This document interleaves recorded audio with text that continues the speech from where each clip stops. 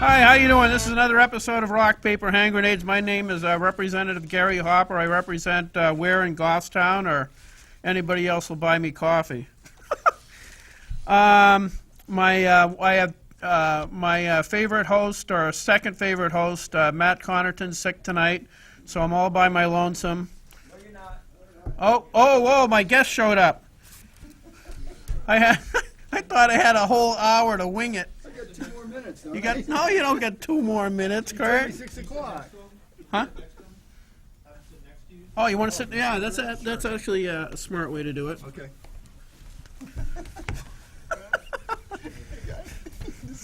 Hey, I didn't even break a sweat yet. No, that's good. I'm glad. I was gonna panic, but I wanted to panic, but I wouldn't let myself. yeah. So anyway, my guest tonight is Kurt Wepler. He's the president of New Hampshire Right to Life. New Hampshire Right to Life. Oh, I remembered. That's a milestone for me. Most people don't see that, but for me, it's huge. Anyway, so Matt's sick tonight. He's got some fatal. No, not fatal. I'm just kidding. He's sick tonight, so we're going to go on without him. We're going to brave the trying to use the answering machine if we get any phone calls. A couple things I wanted to go over. On Rock Paper Hand Grenades Facebook page, we had a question, and Matt put it on IPM Nation, and that question was if you're a gun nut, one of the things that's aggravated the ever-living heck out of you is the Fast and Furious episode. Oh. Fast and Furious is a situation where is the Attorney General, is that correct? Well, the Attorney General runs the Justice ATF. Department, and the ATF is underneath them, yeah. Okay, so the Justice Department had a program where they were going into gun shops down in I think it was New Mexico, or basically the border states, and they were allowing straw purchase, which means purchases of multiple guns that they knew were being purchased by unsavory characters. Drug gangs, come on. Drug gangs. And the owners of the shops would call and say, I don't think I should be selling that. And the ATF would say, no, I want you to sell it to them. We're tracking this stuff. You're all set. It's all clear. Go ahead. And so, I don't know, hundreds of guns. Thousands of guns were sold and ended up in many of them ended up in Mexico. Right, and these are among the worst guns, too. This isn't like your 22 pistols they're selling. Right. They're selling assault weapons. Quote, unquote, yeah, AR-15s and AK-47s, stuff like that. The more cynical amongst us believe that part of the motivation for that was to see those guns come back into the state, into the states, and kill a few people and say, see, this is the problem with firearms. They're too accessible. But somebody actually figured out what was going on, and or at least one law enforcement officer was killed. And with these guns that with the guns resold that were intentionally let into the out into the public with with the blessing of the Bureau of Alcohol, Tobacco, and Firearms. So that's basically what happened. The administration has denied any knowledge of it. I think they denied any knowledge of it first, or they never heard of it. Then paperwork started coming forward that showed that they actually were aware of it, in which case they changed their testimony and changed their testimony again. And then this past week, a bunch of ATF agents were going before a Congress? Was that Congress? Must be both the House and Senate, but particularly the House. Dan Issa's committee has really been looking into this hard. Okay, but yeah, so they went and they pled the Fifth. So you have these people that are paid by the federal government, by our tax dollars, who pled the Fifth, which, if you don't know what the Fifth is, that is you have a right under the Constitution to refuse to answer questions on the grounds that you know that it may incriminate you. To me, and I know this is probably not quite constitutional, if anybody wants to call in and talk about it, but to me, if a federal agent pleads the Fifth, that means in the course of their duties, they did something that was so egregious that they can't own up to it. And as far as I'm concerned, that means that should be reason enough for dismiss them, at least dismiss them. Yeah, well, they certainly feel like they're at risk of prosecution, or they couldn't take the fifth at all. Right. So since they think that, they could be prosecuted. It can't be because they believe they'll get their buddy in trouble, because that's not what the Fifth Amendment says. The Fifth Amendment is exclusively for incriminating yourself. right. So therefore, whatever they did was bad enough that they felt as though that they had to plead the Fifth. So therefore, as far as I'm concerned, that's enough reason to fire them. Yeah, for me, the worst part of this, and I absolutely agree, that at least people should be fired over this, and nobody has been so far. But what really bothers me the most about this is Attorney General Holder, who first said he didn't know I think they anything have to get a about little it. closer, but- Then when they found emails and things that had gone to his desk, he said, oh, well, yeah, I probably heard about it on this certain date. Then they found ones that went a couple months before, right? And he says, well, I don't read everything I get, but this is the guy that's in charge. Well, you know, if the team is losing, they fired a coach. Right. The guy that's at the head of the department is responsible. So he should be held responsible. But Yep. nobody, they can't. And they're stonewalling the committee, right? The committee's actually suing the Justice Department now for documents from the Attorney General's office because they won't give them to him. It's just nasty. Yeah, it's like that teacher down in Massachusetts that got caught with pornography all over his computer. Now, that's kind of an isolated incident, but let's say 20 of the teachers had child pornography on their teacher. Well, the principal should be booted out, too.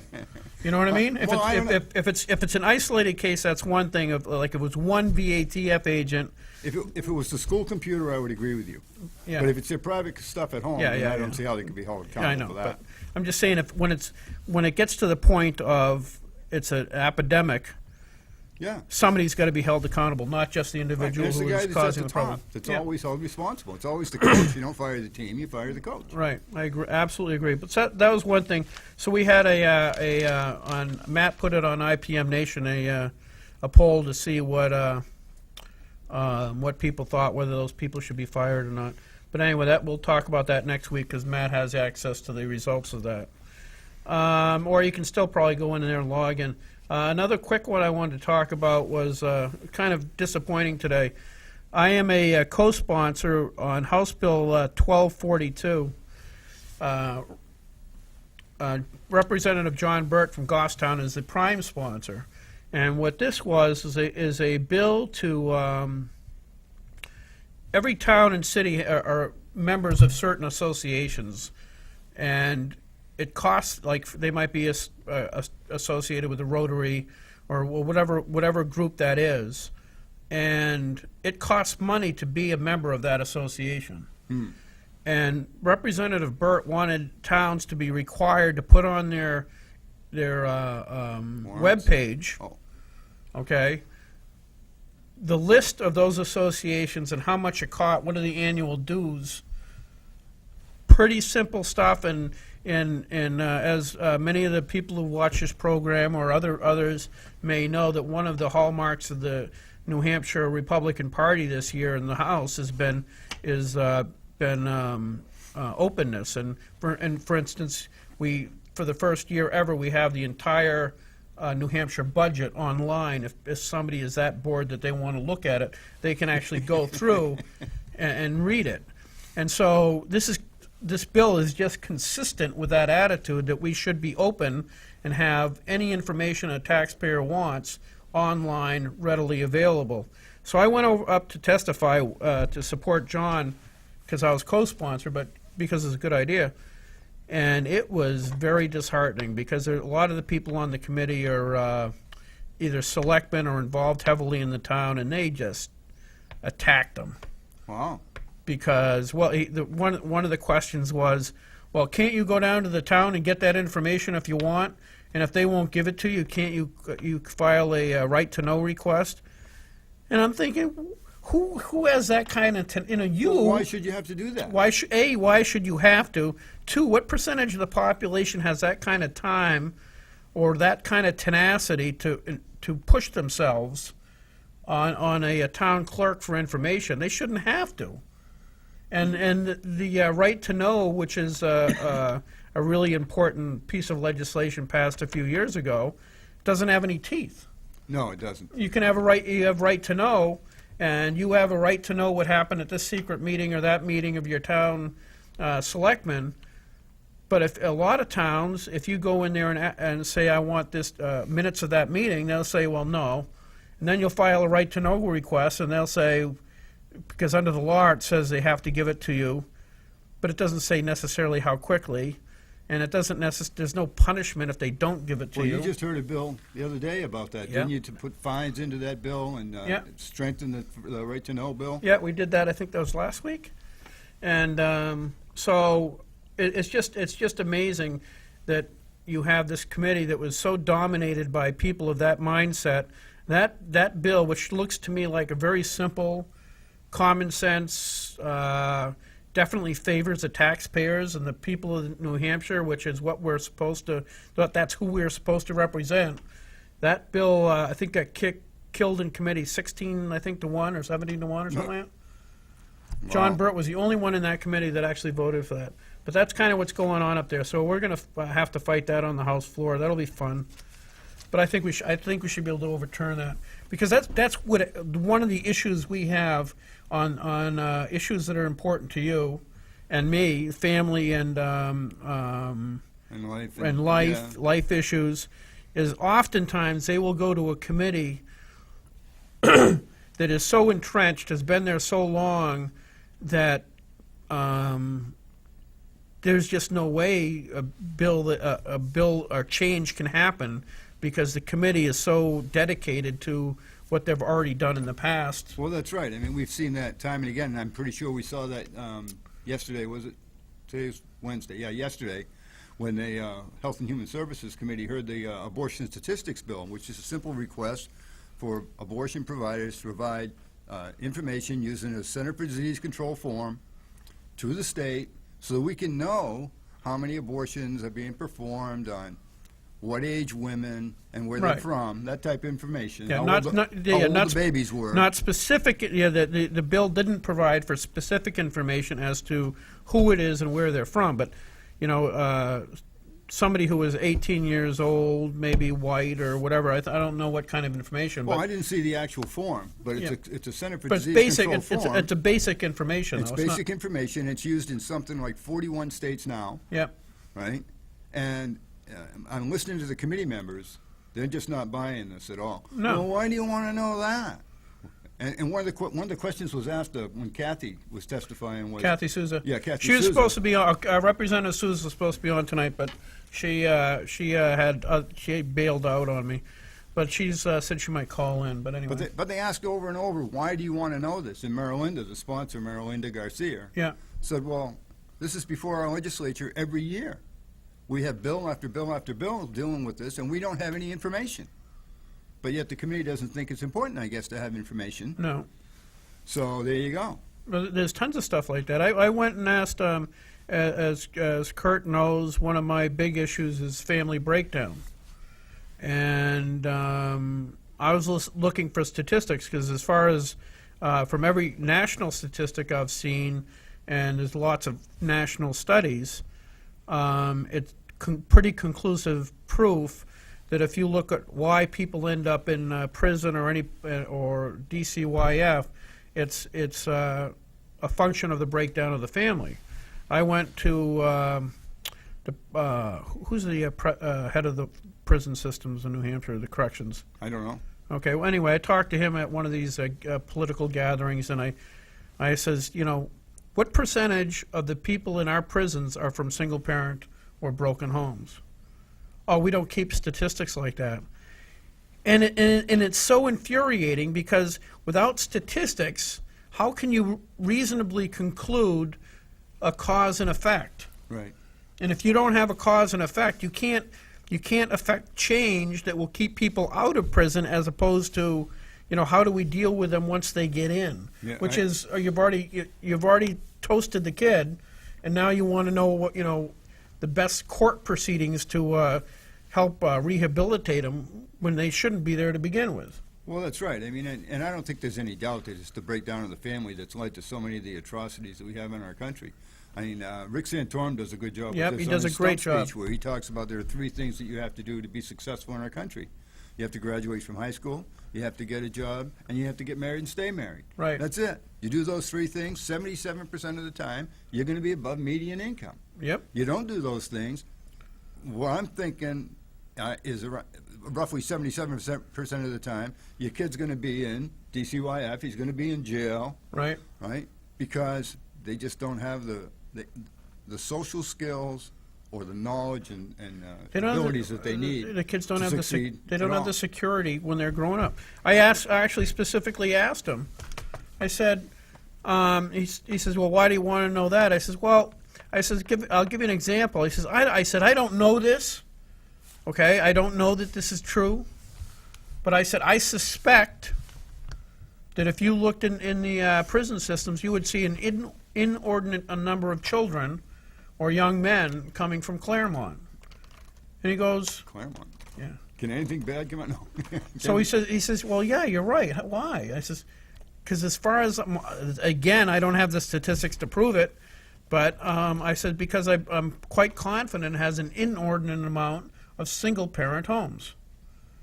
Yeah. Well, it's poor. It's a poor community. That's a pretty that's good why indicator it's right poor. there. But that is why it's poor. Absolutely right. And the Claremont decision was trying to provide better schools. Well, you could provide the best schools in the world, but if the kids are already toast before they get there. You know, for those of us, and I'm in this category, that are very critical of our schools, one of the things we have to understand is that they're dealing with a quality of child, if you will, and a quality of parent that's substantially different than when the people with our color hair were going to school. You silver? Right? Yeah, silver, that's Silver. it. I dye mine. Because that was the norm. When we were growing up, it was the norm for people to live in two-parent homes. It Yep. was the norm for them to be with their biological mother and father. Yeah. Right? And they were trained, and they knew. When I went to school, and I'm sure it was one with you, you knew if you got in trouble at school, it was worse when you got home. Yeah, exactly. Today, you get in trouble in school, and it's either nothing when you get home, or your parent is going in and defending you against the school. Right. So the schools have lost a lot of their ability, and they're dealing with really very unmanageable. Yeah, I know when my Children. Republican comrades, I shouldn't call them that. My Republican friends, get up on the House Colleagues. get up and talk about how bad the school system is and how bad the teachers are, and it's all about the unions. I just never buy into it. I believe that right now we don't really need teachers with math degrees or English degrees or science degrees. We need psychologists instead of teachers, because the kids are so harmed by the time they get in. You'd be better off dealing with that first. Well, yeah, And that's not right either. But I'm just saying it's that bad. it is that bad, right? And it is a major problem in our schools, Yep. right? I personally think that the teachers' unions have done more harm than good, Right. but I do agree with you that they're not the sole cause by any stretch. No. Right, but they do stand between us and a lot of potential school reforms, because they won't have any of it because they're out for jobs for their members. I Yeah. mean, they're a union. That's what they're for. But anyway, let's see. I didn't invite you to come on and talk about that. Actually, one thing I wanted to talk to you about one time. I think we were outside last. Well, it Trying doesn't to- matter. Yeah, it does matter. I think it was last summer at the, I always call it the Teddy Bear Picnic, but it's actually the Coalition New Hampshire Taxpayers Yeah, event last year. That was a nice event. And the then chairman of the Republican Party in New Hampshire, Jack Kimball. Jack, yeah. was outside, and one of the Free Staters approached him and started going off on him about, well, if you believe in freedom and liberty, why can't we do drugs? They didn't say it that way, No, but but that's and your response to that about personal responsibility was beautiful. Really? Yeah, you were out there at the same time. It was right. Yeah, right I at- was. Yeah, and you're I was trying to wing it, and I forget what you said about personal. People talk about liberty. Liberty is not as relevant as responsibility. George Washington did not fight and almost die and jeopardize everything he had so that people could do drugs. Well, that's true, and liberty properly understood in our historical That's what I wanted you to concepts touch on, yes. really has to do with the freedom to do right, Yes, the freedom to do what is right. It does not have to do with the freedom to do what is wrong. That's licentiousness, right. right? So if we believe in a system of ordered liberty, then that requires that the individuals who are being governed by the government exercise self-government and do what is right. And if they do, then very little government is actually needed because they're governing themselves, Correct. right? That's not where we are, right? It's not where we are in the drug issue. It's not where we are on the life issue. And it's not, that's why we're seeing government more and more encroaching into families and deeper into families, is because the people are not doing what is right. I liken it to, and this is a bad analogy for a good reason, but liberty is like this. You have a 8-year-old boy that your son or grandson, you go into Walmart with him, and you're going to go over and check out the fishing gear and such. And he doesn't want to have anything to do with that. So he wants to go check out the toys while you're going out and looking at the, picking up a gear, fly yeah. rod or whatever it is. And he wants to look at the toys. He's 8 years old. If that child is a well-behaved child, it is perfectly reasonable to say, all right, I'll leave you here with the toys. I'm going to be right over there if you need me. I'll be when I'm done, I'll come back and get you. Okay? Same scenario. The child has no self-control. He's out of control. We all know those kids. The kid's out of control. Not entirely, but if you leave him there, the probability of something bad happening is very good.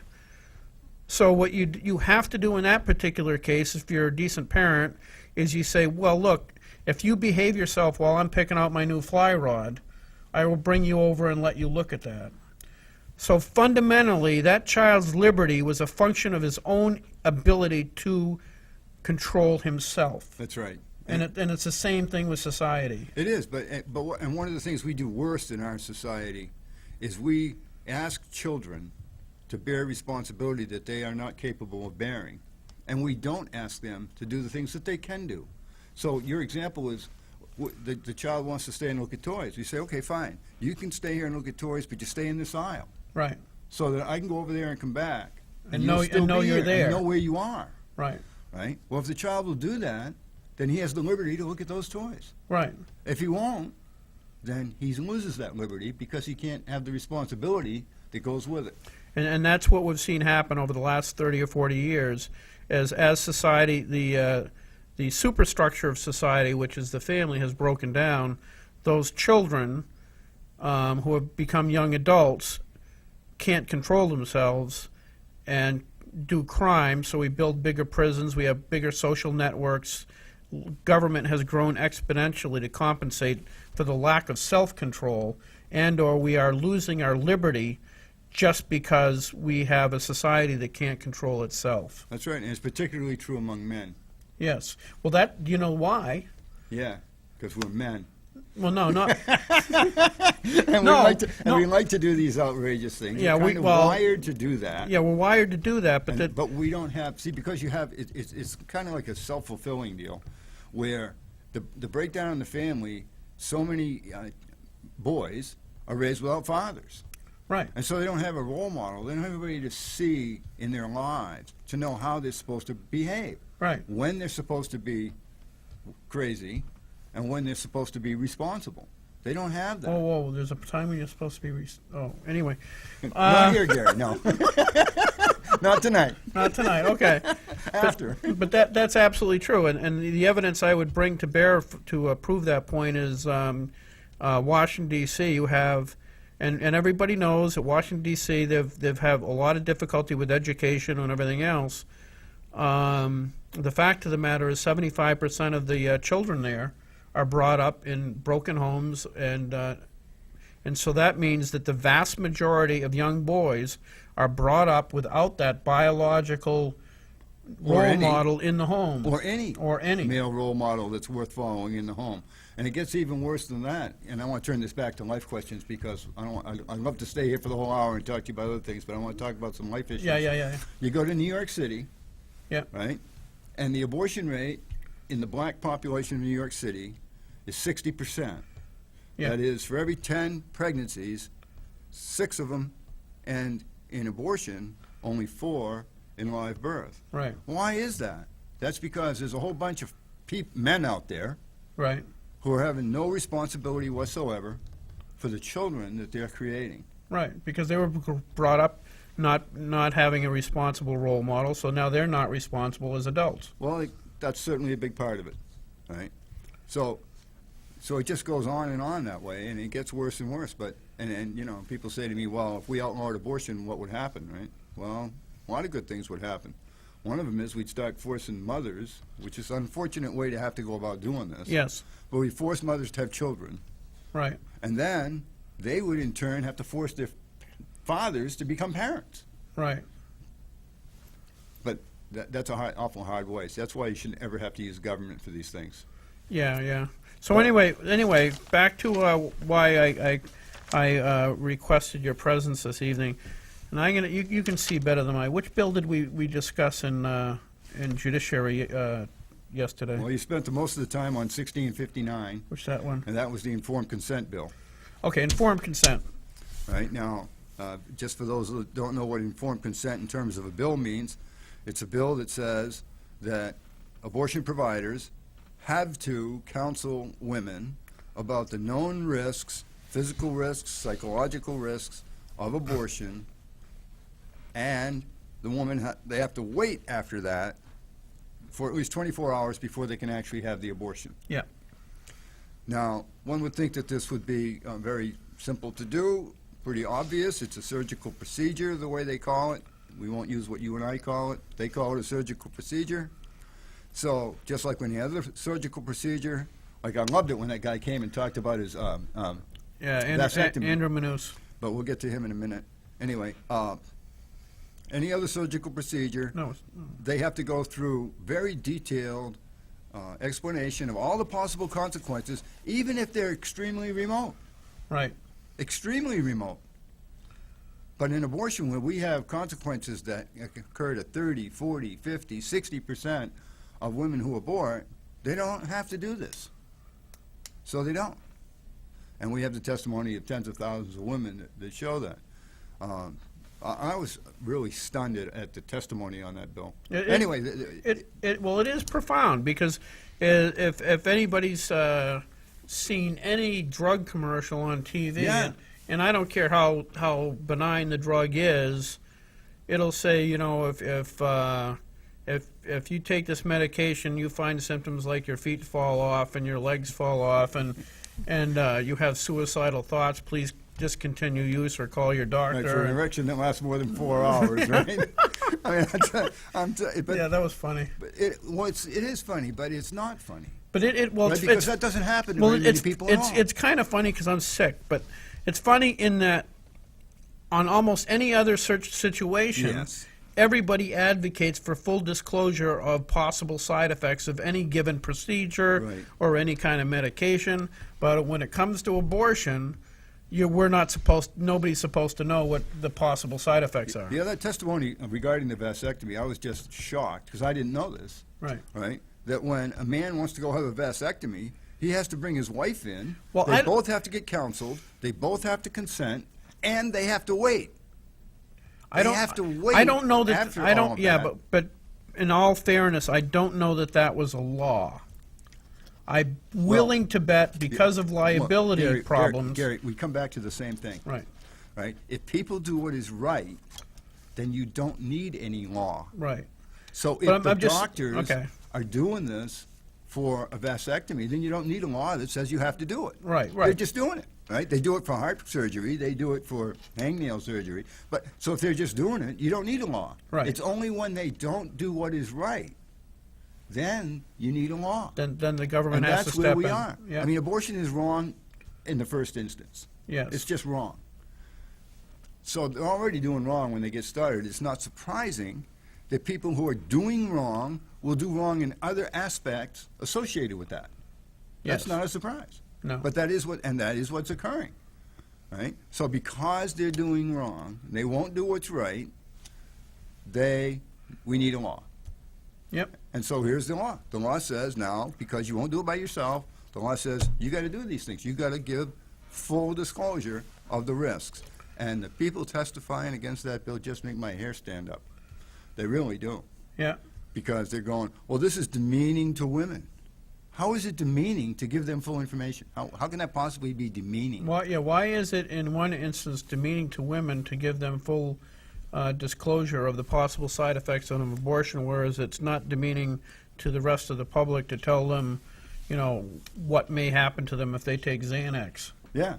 I feel demeaned when I see those drug ads. I'm not taking the drugs. No, but I'm demeaned constantly. But I feel demeaned because they're telling me all of this stuff I don't want to know. That I could care less what the risks of Cialis are. Right, exactly. But So- that's the point. It's somehow it's such a, and that's kind of the problem is issues like this are so political, and they claim that it's just a woman's right, but it's just so political. Trying to synthesize down to what is true is very difficult. Well, the politicization of everything surrounding the abortion issue is really, really a tragedy. Yeah. And you were at when we had the abortion breast cancer link.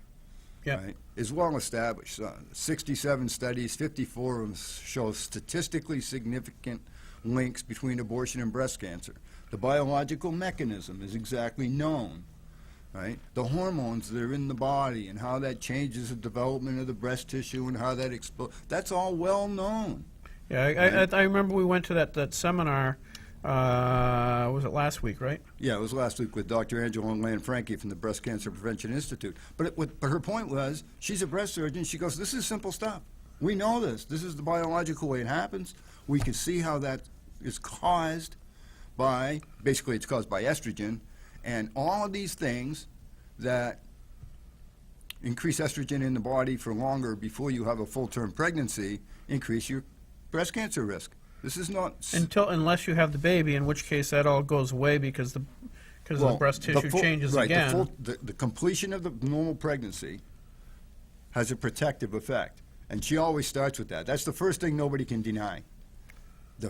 The full completion of a pregnancy is protective. Yes. So if you abort, you're losing that protection, Yes. right? So you can't deny that, Right. right? But anyway, the fact is that this is all quite clearly demonstrated, dozens or hundreds of studies, and yet it's not recognized by, say, the Center for Disease Control. Right, because that's political. And that is completely political, yes. Because their own researcher, one of their lead researchers, Louise Breton, last year published a study. She said there was a 40% increase in breast cancer because of induced abortion. And she said, and we've known this for a long time. Right. Well, it was the 40% wasn't a surprise. And we've known this for a long time really was because the Center for Disease Control doesn't recognize the link. Now, is she still in the Center for Disease Control? Oh, yeah.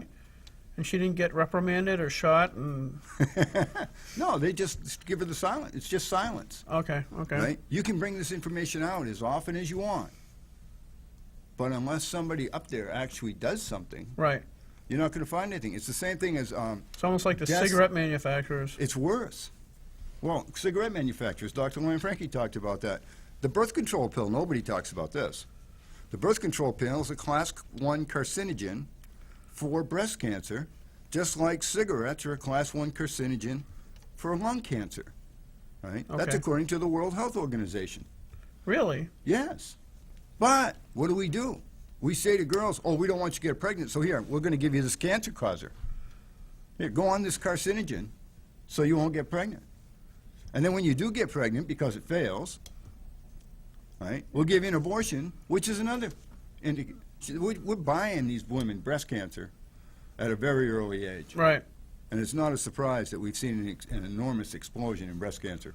And it's because of the abortion contraception regime, which just happens to be the business model of Planned Parenthood. Right? That's their business model. Yep.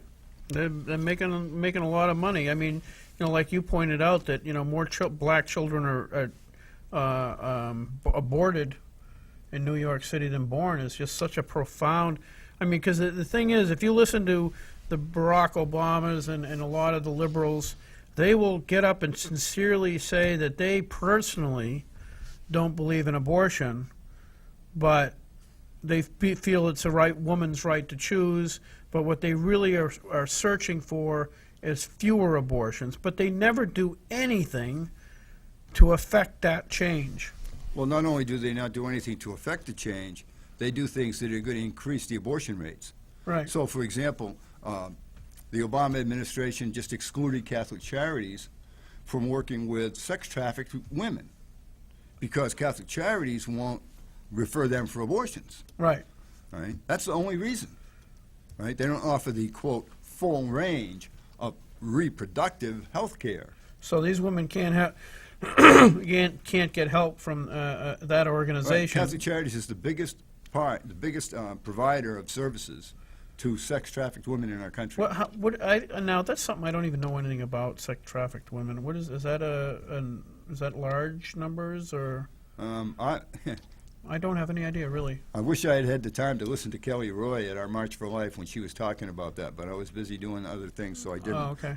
But what I do know is this is a lot bigger numbers than what we think. And there are lots of young women who are trafficked into the United States. Most of them, and when I say trafficked, I don't mean that. Some of them are tricked. Many are kidnapped and brought Right. to the United States to be prostitutes, to be the people in the child porn movies that this guy in Massachusetts just got arrested for watching and having, right? Okay. And like with every prostitution situation, they have some natural problems, and a pregnancy is one of them, Right. right? So when they get pregnant, they need to get that fixed because they can't be working. Now today, the women particularly want this or care about it. They don't, but the pimps do. And just like Live Action showed last year, they could go into Planned Parenthood centers across the country and just say, oh yeah, we got these sex-trafficked young girls here that are prostitutes, and we need help, and they'd help them out. Oh yeah, you don't have to tell us the ages, you don't have to tell us the parents, we Right, can avoid the right. notifications, we can do this, we can do that, and then we'll give them birth control afterwards. It's their business. They're in the abortion business. That's sick. It's almost like the acorn of the abortion business. Oh, absolutely, except they get 1/3 of their funding from the taxpayer. One Planned third. Parenthood, yeah, 1/3 of their income. Where does the other- They took in just over $1 billion last year, a little more, and they got something like $340 million from on levels of government, state Yeah, and yeah, federal. A lot of it's Medicaid money because they're serving the poor, right? And a lot of it is Title X money for things like sex education and STD prevention programs, which that isn't what they do. No. No, because this doesn't fit their business model is this. You have to understand this about Planned Parenthood. Their business model. You teach children comprehensive sex education. Comprehensive sex education teaches children that they will have sex. They will. We Right. know you're going to do this, So here's how. right? And so when you are going to have sex, not if, but when you are going to have sex, you need to choose safe sex. And safe sex is using contraception in one form or another. Right? Right. Now, that's not safe. I'll come back to that. So then the girls, and this is girls we're talking about, because we don't have to talk to the boys. The boys are the boys, and they're going to be boys, and they are. Yeah. And they're encouraged by this abortion regime to be worse than they would normally be. Yep. So when they start having sex, guess what? What happens? They get sexually transmitted diseases. Because guess what? Most contraception doesn't do anything for that. No. So what do? They go to Planned Parenthood, right? trusted providers. You heard the testimony. 60% of our clients are long-term relationship with Planned Parenthood. Why is that? Because they started coming there when they were teenagers or before, because they're introduced to Planned Parenthood in the schools.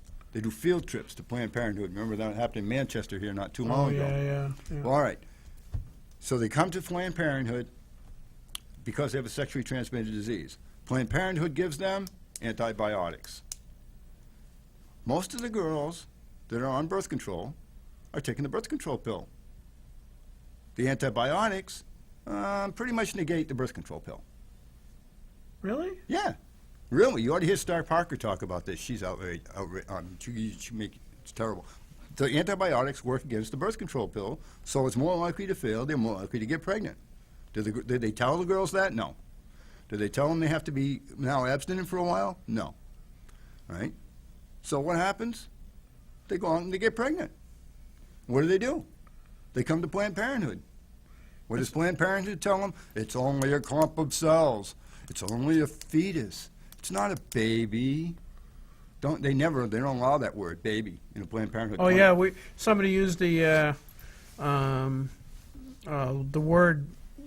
term baby in their testimony, and one of the Planned Parenthood people, or the Anti-Christian litigation unit. yeah. Get all upset about that for calling them All right. babies. Yeah. So anyway, but that's Planned Parenthood's business model. You teach the kids to have sex, then you sell them safe sex, which is not safe, Right. right? Then you give them birth control, which fails. You give them antibiotics for the STDs. That's why we have the epidemic of STDs in our country. This has all come about since the introduction of comprehensive sex education.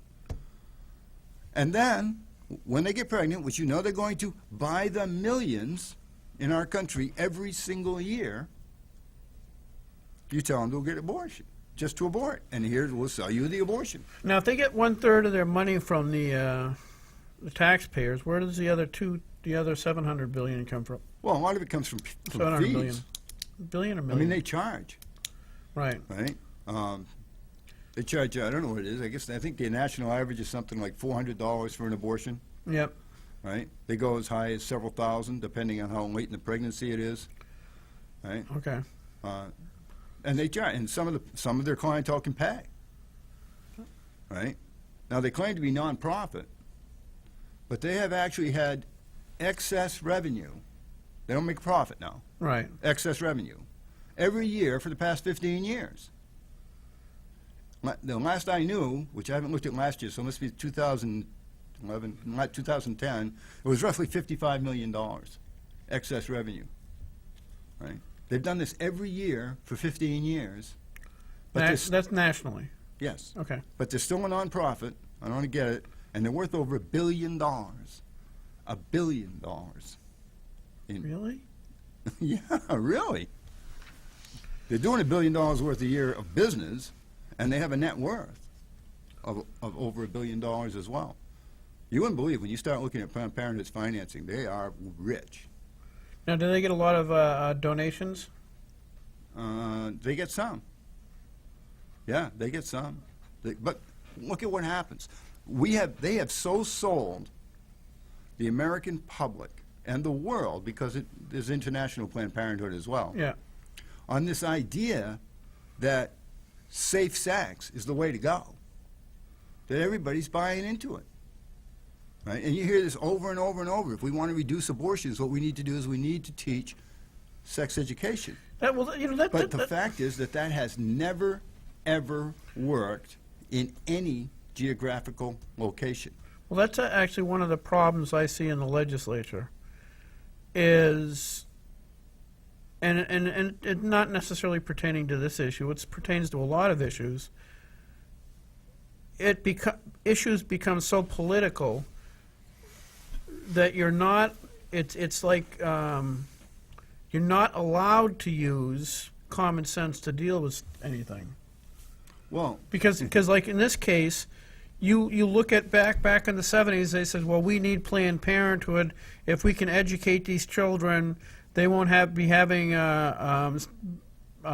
getting pregnant out of wedlock. The kids will be better off. So we've spent more and more and more and more and more money on education, and the results speak for themselves. More and more and more and more kids are getting, I was- pregnant, STDs, and everything Oh, you're else. absolutely right. I was talking to the director of the Feminist Health Center after the hearings yesterday, and this is what I told her. I said, look, I had the blessing of graduating from high school in 1965. Yeah. In 1965, two things happened of major impact in our educational system. One is physical education got introduced into the schools, and the other is sex education got introduced into the schools. Sex education was introduced to lower the teen pregnancy rate. Yep. That's what its purpose was. But since then, it is not what has happened. What has happened is teen pregnancy has skyrocketed. And it's true, in the last couple of years, there appears to have been a tapering off. Yeah, But- I don't but know. since- I think that could be more of an anomaly than Well, we don't need to debate that. The fact is, it's still just wicked high. astronomically higher than it was in 1965, Right. right? And in addition to that, we now have STDs where they claim 1 in 4 Americans has an STD, and something like 3/4 of them get one in their lifetime, Yep. right? All of this, and of course we have abortion. Right. We have over 56 million dead babies. Per year. No, a little over a million a year. What does? Oh yeah. Okay. Right. It's only Right. Right. 56 million since 1973, Right. right? But we have a million a year dead babies. All of this from a program that was sold as it's going to reduce teen pregnancy. It's going to reduce these kinds. Abortion was not a big deal. There No. weren't that many abortions in our country. No. There wasn't that much teen pregnancy. You There know, wasn't. It's just that's what I'm saying. This thing has never ever worked, and yet it is consistently sold, and it's just been bought across the board. Right? They're having a big fight in Scotland over this right now. And that's how I happened to get on that train recently. Because the people in Scotland are saying, wait a minute, you've been doing this now, and it isn't working, and so we want to get it out of our schools, Right. right? And they're having a big fight trying to get it out. Right. Because they're going, well, look, we can see it isn't working. Well, we could see it isn't working here either, but No, it's exactly true. I mean, it's like my marriage bill. You can tell that making divorce that easy is obviously not working. that's right. I Make mean, divorce easy. What do you get? You get a lot more divorces, a lot more broken families. What were we just talking about as being the root cause of the problems, the economic problems in our country, the social problems, the broken family? Oh, wait a minute. You think that has something to do with the ease of divorce? You know, But I you, came from an unhappy home. right. I did. My parents were married for 54 years. They wouldn't even celebrate their 50th anniversary. That's how Right. bad my parenthood was, right? Right. But at that time, it was believed that you should stay together for the children. Well, yeah. Well, And guess what? Right. That was right. Yeah. Well, it's fundamental to what we're liberty, because if you look at that model, the parents are doing what's right, not necessarily what they want to do. You know, and that isn't that the hardest thing that stops us from doing what's right. See, what's right is hardly ever The the easy. easy thing. Yeah. It's the hard thing, right? So you have to have the self-control to do the right thing, the hard thing, for the benefit of other people. And then you can avoid government and you can avoid a lot of these problems. So that was House Bill 1659. Yeah. I thought the hearing went pretty well, I think it went well. right? And I'm hopeful I that it'll go think through the committee. I think it might. I mean, we got some pretty good conservatives on that committee.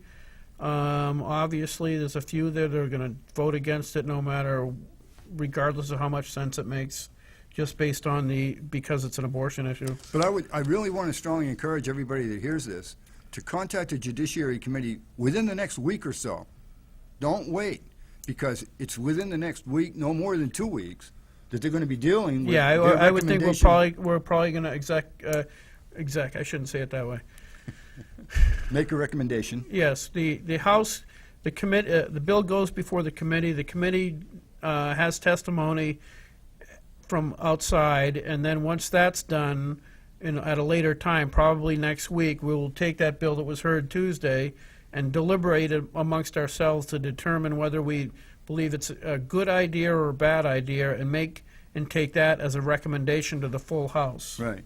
So now is the time to be contacting the Judiciary Committee and encouraging them to protect women's health. by giving them the information that they need. Yeah, even if you are somebody who believes that in a woman's right to choose, we hope you'll still call your state reps. You can call your state rep directly also, or you can go to the Judiciary Committee and email them or call them. And that's supporting which bill? I can't. House Bill 1659. 1659. Say that, you know, especially it's the people out there that are pro-choice. Those are the people that would be actually very beneficial to call, because if you're a woman who believes in pro-choice, I think you also believe that you know, a 16-year-old girl that's going in there for an abortion, or 14, should be informed as to the possible consequences of that. And the one that really sticks with me, and I don't know what the numbers are, I'm sure you do, is the percentage of children that have these abortions and don't understand the probability that they're going to get very depressed and possibly suicidal as a result of this procedure.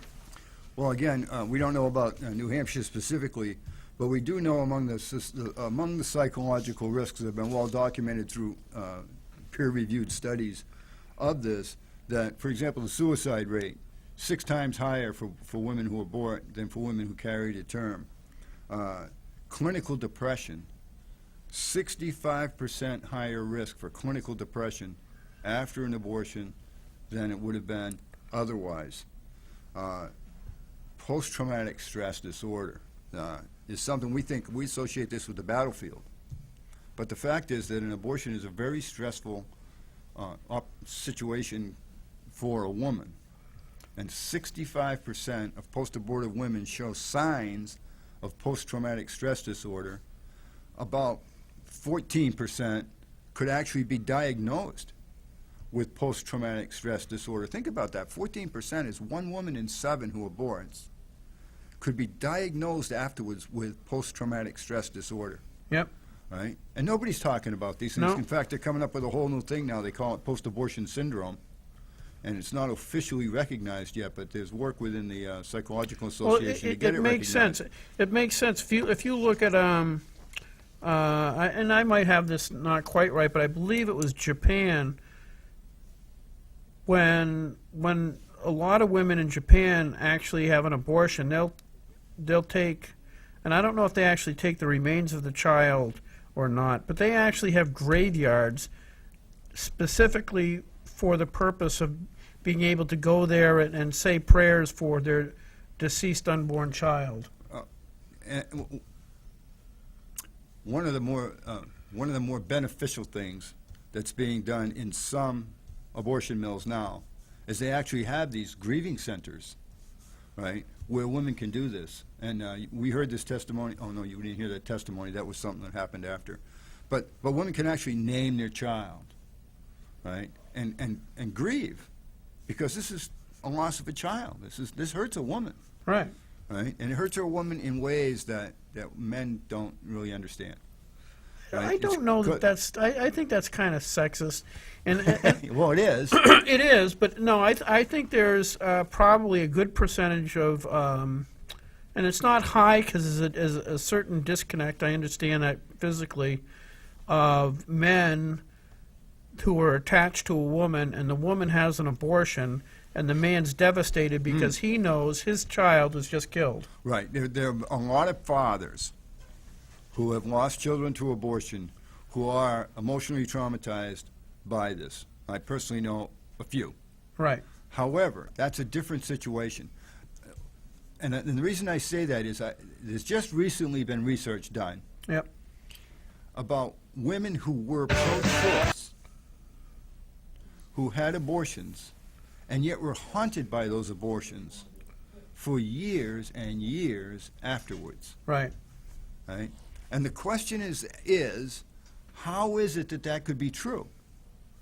What is it that makes a woman who believes in abortion, who believes, as some of the testimony that you heard at the committee the other day, I did that 17 years ago and that was the right thing for me and I'm still happy with it. Right. How could that woman say 10 years from today, I had the abortion 27 years ago, and now it bothers me. Right. Now it keeps me from sleeping. Now I have nightmares. How can that be? And they're concluding that there's a connection between the baby and the mother Yeah. that starts practically at fertilization. Yeah, of course it And- does. I mean, an emotional connection. I know. I'm saying that's Right. that's Well, you say, seems- of course it does. It's just it's to me it's just self-evident But- that it would be the case. Well, I can understand why you would say that. Self-evident is you would think, yeah. But as the pregnancy progresses, that bond grows stronger and stronger.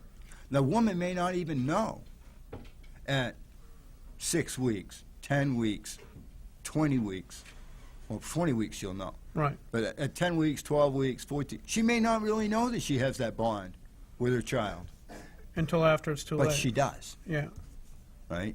And when that is severed, then there's Willfully. like a cauterization of the emotional process within the woman. I think part of that is willfully, because I know that if you talk to women that have miscarriages, they're devastated. Yes, right, because they're bonding with their child. Right. Yeah. But I think we gotta wrap it up, right? Minute or two. Yeah, it's amazing. You take a bill that to me is just so common sense. It's just like Can we just talk about one other one real quick? you got a minute. Go All ahead. right, House Bill 1653 is relative to the rights of conscience for medical professionals. The intent of this bill is to allow not doctors so much, because doctors are pretty much protected under the Code of Ethics, but for nurses, pharmacists, and other medical professionals that are associated to not have to participate in abortion if it violates their conscience. There was just a big case in New Jersey, 12 nurses almost lost their jobs because they didn't want to be part of performing abortions.